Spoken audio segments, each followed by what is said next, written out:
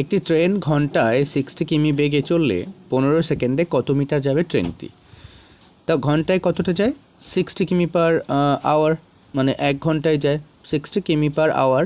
এর মানে হচ্ছে ট্রেনটি 1 ঘন্টায় যায় 60 কিমি। তাহলে ও 60 কিমি যাচ্ছে 1 ঘন্টায়। সেকেন্ডে বের করতে হলে ওকে আমরা কি করব? 5/18 দিয়ে গুণ করে দেব। কিন্তু এটা যায় 1 সেকেন্ডে, বলেছে 15 সেকেন্ডে কতটা যায় বের করাতে, তাই 15 দিয়ে গুণ করে ফেলবো। কারণ 1 সেকেন্ডে এতটা যায়, 15 সেকেন্ডে আরও বেশি যাবে, তাই 15 গুণ হচ্ছে। এবার কাটাকুটি করা যাক। আমরা 6-এর ঘরের নামতায় 18 পাবো 3 বারে, আর 60 পাবো 10 বারে, আর 3 দিয়ে আবার 15কে কাটলে পাবো 5। তাহলে রয়ে গেল কত? এই 5, এই একটা 5, আর একটা 10।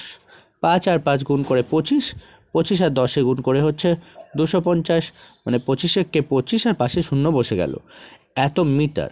তাহলে কিমি থেকে সেকেন্ডে আসতে গেলে প্রথমে 5/18 দিয়ে গুণ করাতে হয়। এটা 1 সেকেন্ডে বের হয়, আর তারপর বলেছে 15 সেকেন্ডে বের করাতে, তাই 15 দিয়ে গুণ করা হয়েছে।